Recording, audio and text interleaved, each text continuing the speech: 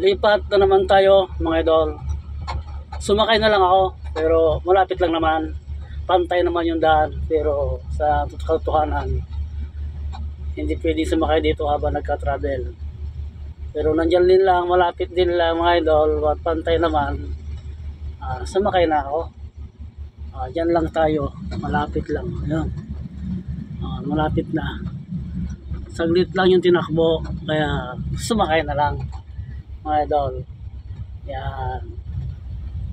Okay, alam natin na bawal ito. Huwag nyong gagayahin mga idol ha. Sinakay ko lang, sumakay lang ako sa loob kasi nga yan lang. Puro simento lang, diretso lang, hanggang doon lang.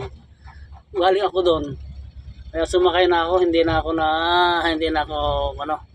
sumakay sa traktor. Galing ng idol natin, tingnan mo naman. City niya yan.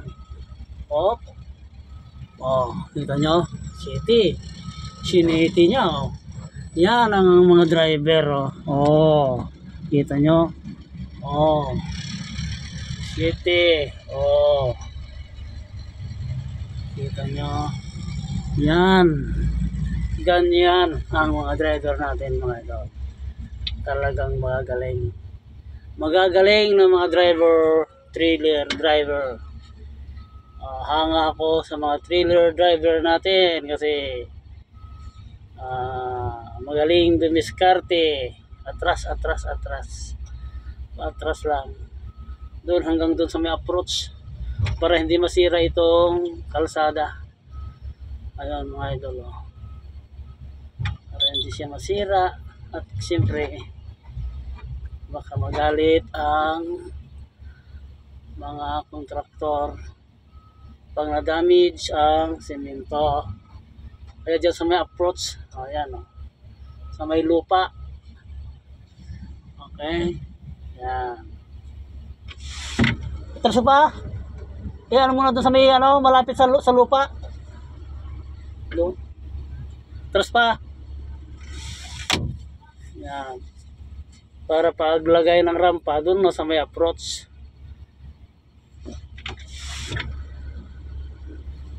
Okay. Ano ba? Atras pa! Ayan, atras pa siya ng konti. Bubusin na lang tayo para marinig niya.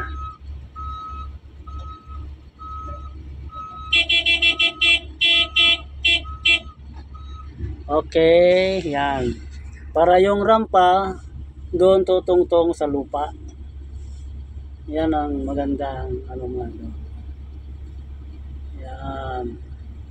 Iangat natin ito kasi nga tatanggalin yung kable para hindi makaharang. Yan. Tayo bababa mga idol. Hindi ko pinakita yung pag-akyat kanina. Tayo bababa na lang. Hindi ko na rin siguro pakita yung pagbaba. Mga idol.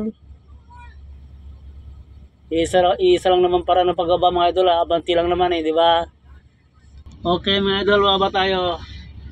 Gusto niyo bang makita mga idol kung paano pagbaba ng veterans? I-try natin ang pagbaba ng veterans mga idol ha. Yan. I-try lang natin yung pagbaba ng mga veterans. Okay. Pero ganoon pa man, ayusin natin yung rampa natin. Kung magkatapat. Tapat nga. Yan. Ang veterans idol, mga idol, ganito. Pakita ko ha. Ayan, di ba? Sumasayaw-sayaw pa yung madulas talaga. Pag bababa kayo na ganyan, ay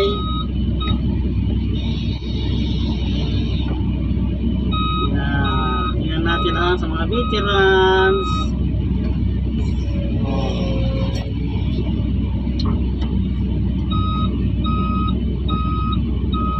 Kahit veterans mga idol, ingatan pa rin natin ang ating sarili. Yan ang mga veterans. Yan, ganyan pa rin. ang pagbaba ng mga baguhan, ganoon din ang veterans. Ingat, ingatan. Di ba mga idol? Tama ba ako? Ingat pa rin kasi hindi porket veterans, hindi na yan madidisgrasya.